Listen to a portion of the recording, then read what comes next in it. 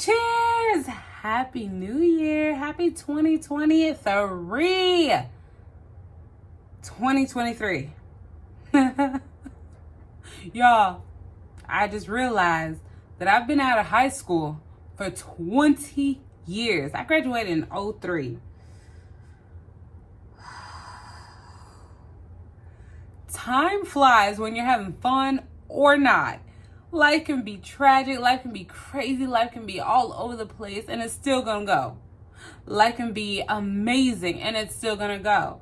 And I'm just like, yo, we gotta make sure we live in the moment. We gotta make sure that we take advantage of our time that we have on this earth. And I am glad that I'm able to say that I'm here in 2023, alive and well, you guys.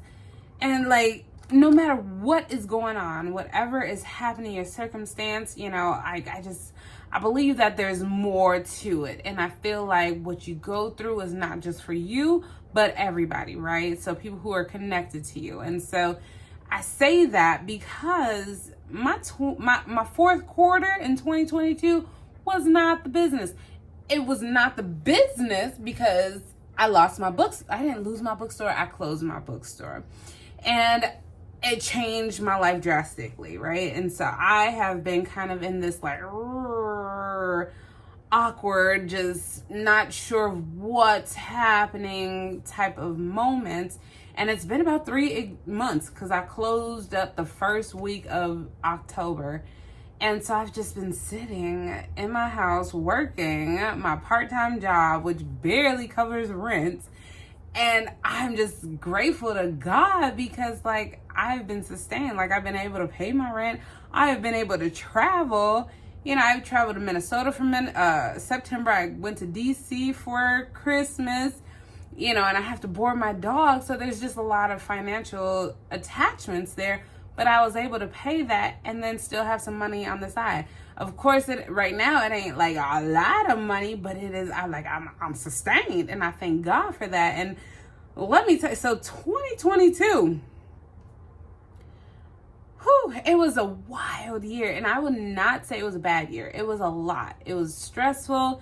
Running a bookstore by yourself is very challenging, and I am grateful for the people that were able to participate and help me in different areas that I needed.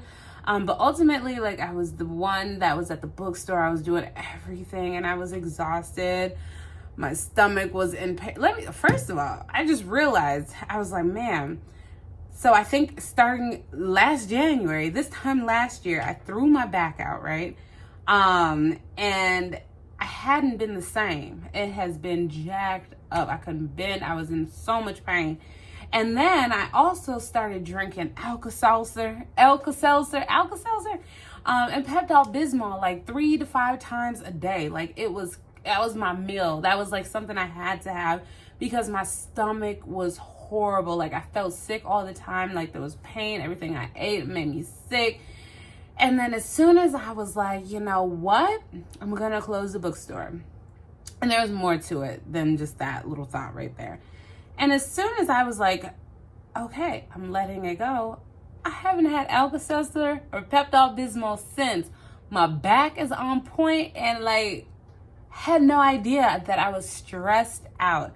You know, I was going through the motions day by day, doing what I needed to do to survive, to keep that bookstore open, marketing, doing whatever, right? And I just was like, yo, my body was deteriorating and I had no idea, okay?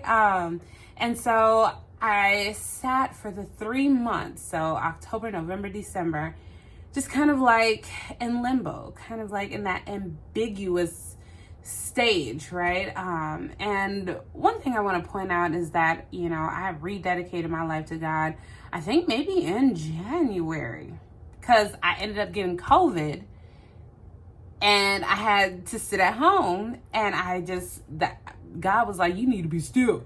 You need to be still, which is another thing that I want to say is that, you know, I feel like this bookstore, God was like, you know what? This is a distraction. This is too much and I want you to myself. And so I was able to spend more time with God. So I rededicated my life in January, this time last year. But I still didn't like really focus on God. I was just like still working from like 7 a.m. to 9 p.m. and just going straight to bed. Like it wasn't really God. I was just listening on Sundays if I could, when I could. And that was it. Nothing like deep, right? So fast forward to closing the bookstore. You know, what am I supposed to do? I'm here in my apartment, can't afford to move, outgrew my apartment, just kind of like just a whole bunch of different stuff, right? And so I was able to like really dig deep into my relationship with God. And I was just like, okay, here we are. Let's do this. So I've been more intentional with my time, right? I've been doing my Bible studies, praying, listening to the word like nonstop, because something is pushing me towards ministry. And so I'm just trying to figure out what that is. And so in this moment of stillness and quietness and, you know, just, we gonna figure it out. And so there's just so much. So back in October, my aunt was like, we're going to do this 75 hard challenge. And I was like, bet, say less. And so she sent me, you know, what it was all about. And I was like, I don't know if I really want to do that specific one, because it really doesn't like pertain to me and what I want in my lifestyle. And so I ended up like modifying it and creating it to, you know, fit my lifestyle and what I want, my goals and dreams, right? And so I don't know if you've heard of the 75 hard challenge, but basically it's not a fitness plan. It's not a diet plan. It's more of like a mindset plan. And the guy, I forget his name, I'll post it below, but he said, think of it as the Iron Man for your brain. And I was just like, okay, I like brain works because I want to keep my brain until, you know, I'm gone. Alzheimer's and dementia run in my family. And I'm like, I want to be sane until the day I die, which is going to be 105 years old. Okay. And so I'm like, I want to make sure I exercise my brain. I want to use that muscle because it is a muscle, right? And so I was like, I need to create it based off of my lifestyle. And so I came up with some different ideas. And so the 75 hard challenge, basically, you have to drink a gallon of water. You have to do 2 45-minute exercises where one is indoors. You have to implement a diet and you get to choose your diet. You have to read 10 pages, not audiobooks, and it's supposed to be nonfiction. And then also take a picture a day, like a progress pic, right? So I was like, yo, what am I going to take a progress pic for if I'm not going to be doing like workouts? Like, workout is in mind. So I did keep certain things in there, but there are some things that I did not keep, or I just altered it a little bit. And so let me tell you exactly what I did, okay? So I wanted to focus on Bible study. And so what I'm doing is 2 Bible studies a day.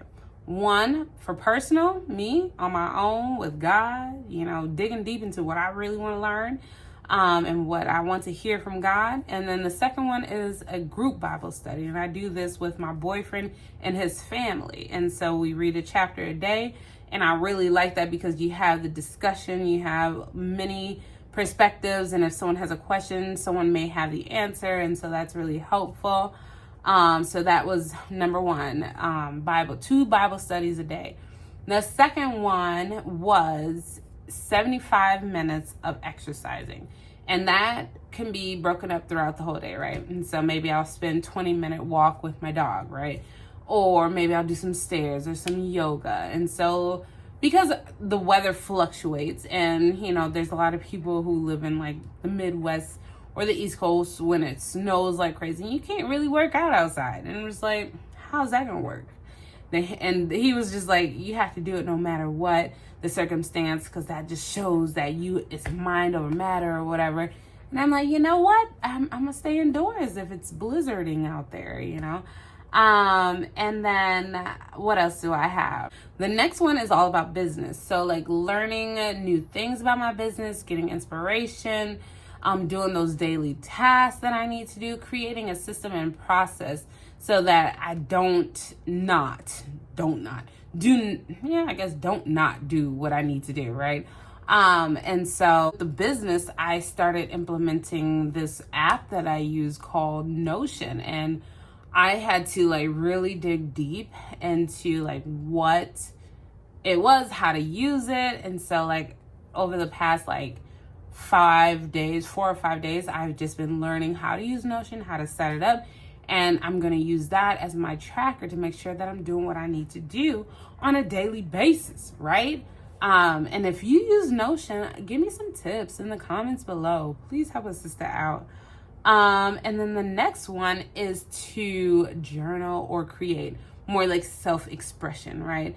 And so I want to do that every day, like whether it's like dancing or journaling or painting or whatever it may be. And I have to make sure I put that in there at least 15 minutes a day. And that's easy because I have markers sitting right here and paper. And so I'm like, I could just sit there and just take a 15-minute breather and just draw or doodle or paint, get whatever is in that brain out, you know what I'm saying? And so, yeah. The next thing is studying. And so I'm a teacher and a lifelong learner, but I am not in school because I have too many student loans. And I don't have money to be paying for classes. And so I found really cool ways to learn. Google, YouTube, right? And then there's some other places that I actually do pay. So I do pay Skillshare, which is only $99 a month. And you can take some classes on me in the comments below. So don't trip. You can get some learning too, okay? And so I absolutely love Skillshare. You can learn things on a whole bunch of different platforms. Like earlier today, I was working on content creation and how to go like viral and what type of, content is shareable, right? And so I'm like, okay, I want to get that. So learning about business or just even pleasure. So like just how to draw or create a new hobby or whatever it may be, right?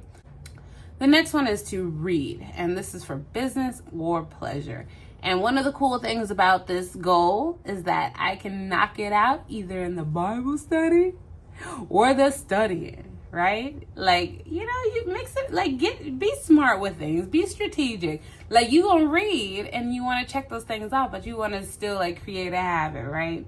And then the last one is healthy intake. So I want to make sure that I'm eating healthy, but my number one thing is intermittent fasting. And so this is day 4 of intermittent fasting. And my window is from 2 to 10 p.m., which means I need to hurry up and finish this wine because it's late.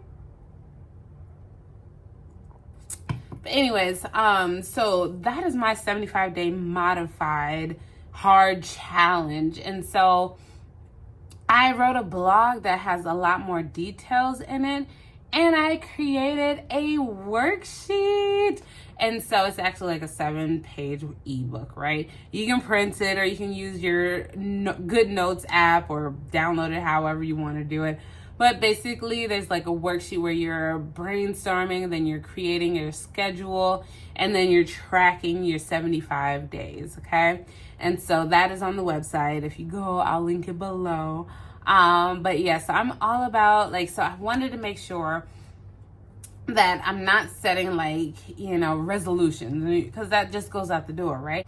You're focusing too much on the task and not the principles behind the thing. So one of the main reasons why people don't go through with their resolutions is because they're focusing on, okay, I need to work out 500 times a day rather than the principles. So with the 75 hard challenge, I'm not really focused too much on the task, but the consistency and making sure I'm doing what I need to do.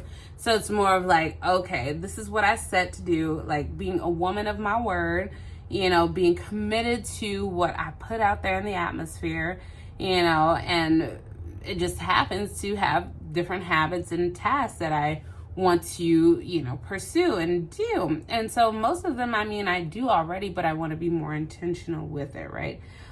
So I want y'all to let me know, what are some things that you want to be more intentional with in 2023 and for life, because this is a lifestyle change and not just, something to just do because it's cool or whatever, right?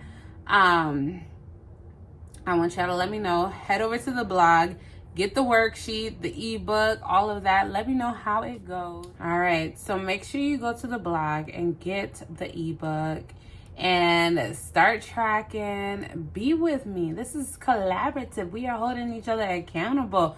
So make sure you let me know how it goes, okay? Like, don't be leaving me out here by myself, okay? I know I'm not the only one that wants to live my best life. You do too, but we got to be a little more intentional with it, right? So anyways, I hope you have a wonderful new year and all peace and blessings, abundance, all of that, okay, to you and your family.